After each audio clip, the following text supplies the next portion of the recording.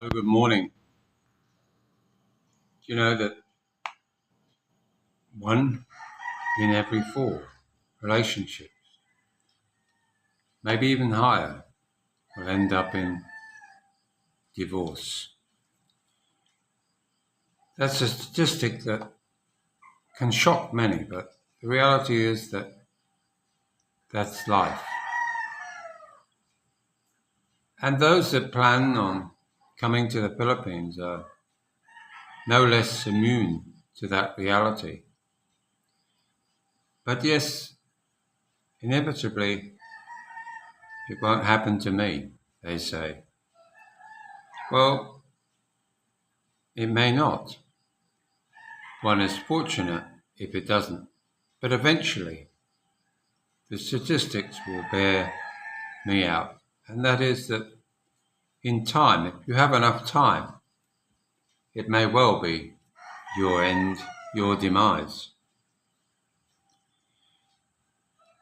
We come with the promise, the desire to find a beautiful new wife to replace the life that we believed was going to be a full life back in the West.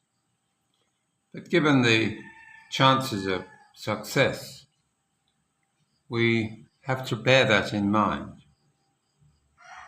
Many of the channels over here espouse, and of course, the majority of them are, in fact, Americans telling us all the red flags, all the white flags. And what are flags? They're their opinion of what is required to make and maintain a wonderful relationship. That presupposes, of course, they come to your ear, to your eyes, with this great knowledge like Dr. Phil. And I doubt very much it's worth listening to on that basis. It comes across quite intelligently. There are some points that make a difference, but the reality is that none of us will ever know what the main reason for why or when a situation happens that is not of our own making or liking. Simply the fact is the relationship go through different stages. There's always this honeymoon period as they refer to. But then the reality is that after that period it's a case of settling down to normal everyday life. The life that you have decided you want to have. But for many, you bring with you the idea that you can transpose your lifestyle of the West here to the Philippines. And that's probably not the best option before you, because regardless of whether it's Thailand, Cambodia, Vietnam, or the Philippines, a Western lifestyle is just an image that you have lived. But for them, the local, it's something they would love to aspire to. And you offer that opportunity. But is it a good thing to create a Western lifestyle here in the Philippines for your Filipina, who you intend to maybe stay here permanently with? I suggest that that's just a sort of denial of what life is should and will be if it is to be successful.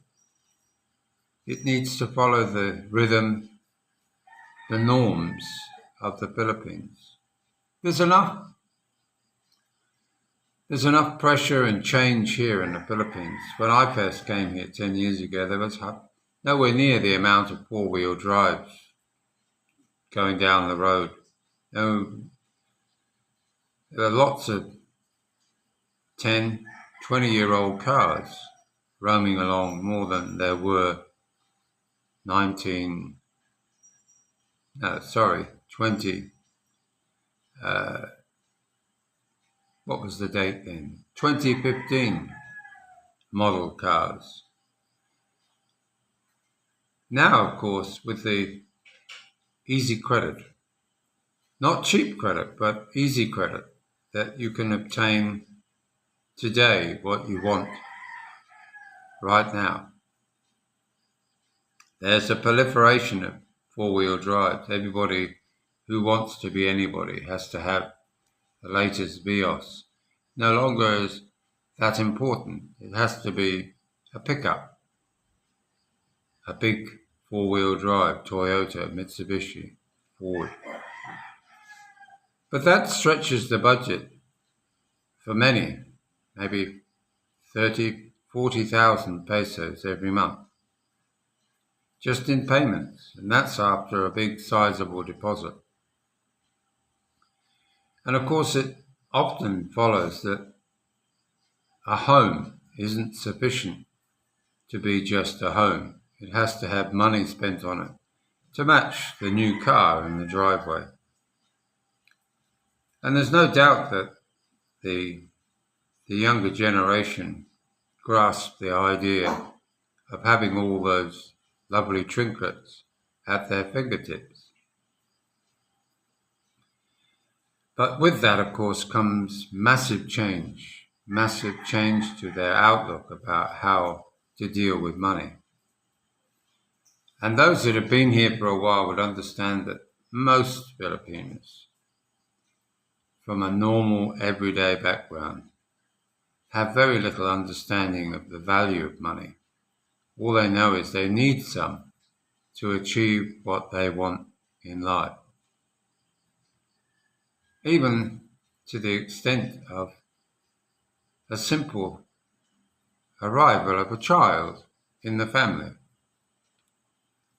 One can't really expect a young person to put up with the birth in a stable, like baby Jesus was born in a stable. The stable has to be pristine. The stable has to have all the little trinkets around it to make the new arrival befit the area in which it's going to spend its first few days. And who's to blame the person for wanting that? But again, it's an unrealistic option if you haven't got the money. But of course, if you have a Filipina as a wife or a girlfriend and she has a child, you want the best for your child too. So inevitably, you start spending money that you probably hadn't budgeted for. Certainly many of you elderly who find themselves being a father again would understand that those costs come out of nowhere. That's before you even start to pay for maybe a private hospital for the birth of your child.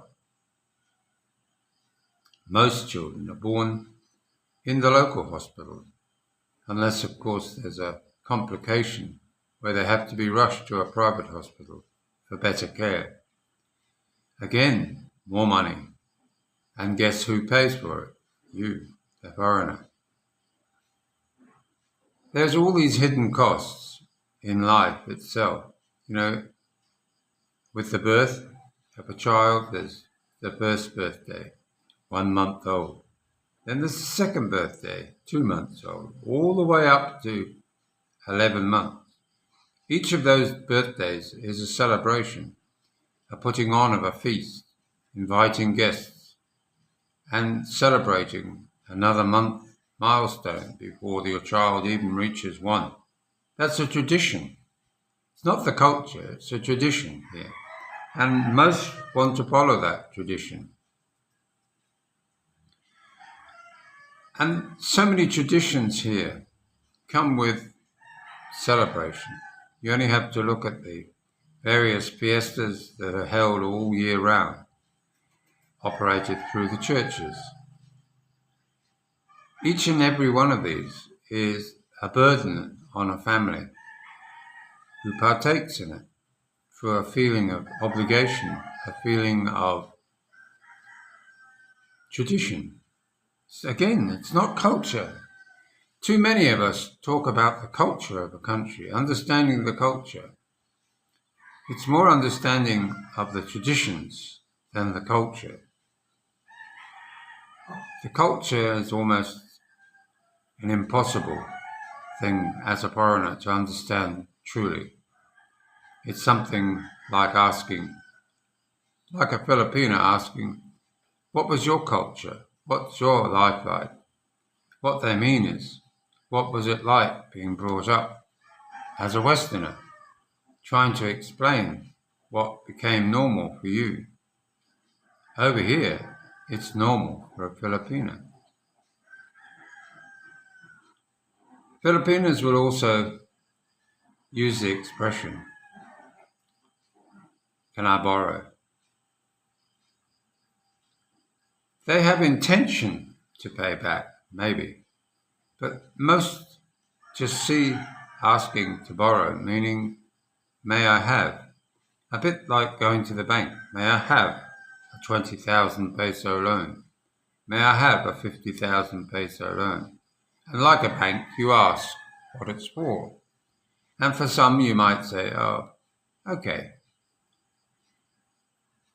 As it's for that, I will let you have it. We'll do it. And you might be greeted with a big smile.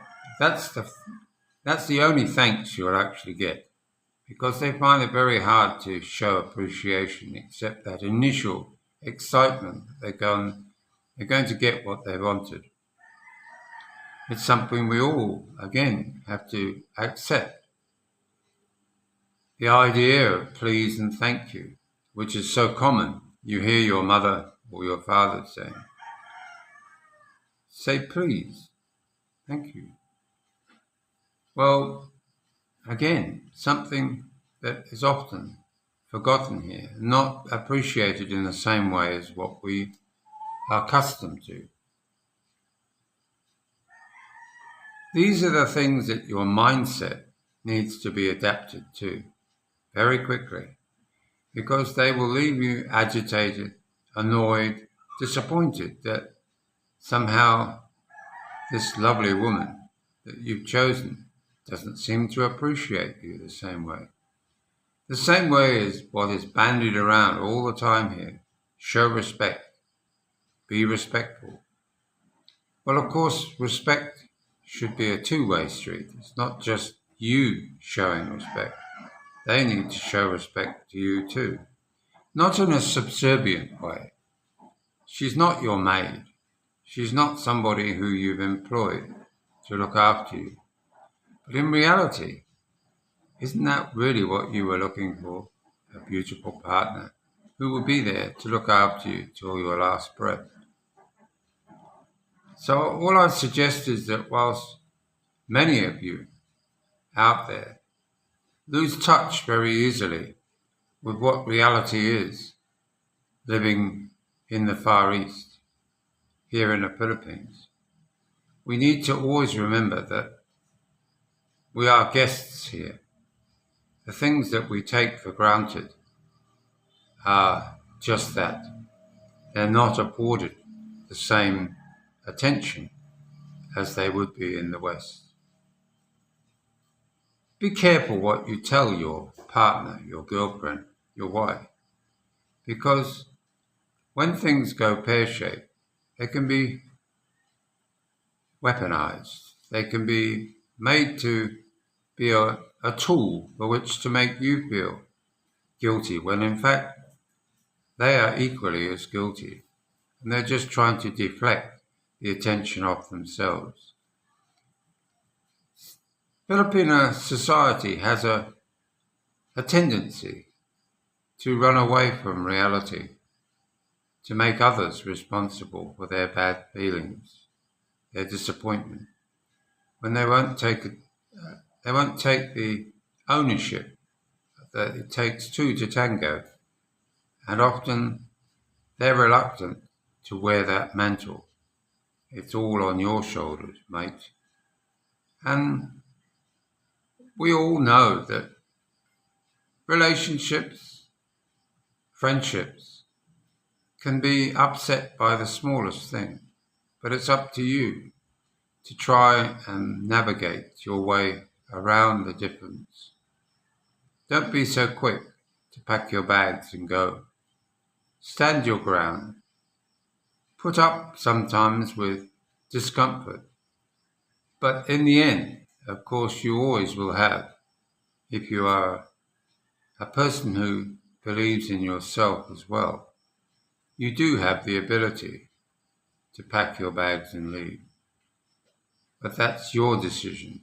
Don't make it hers.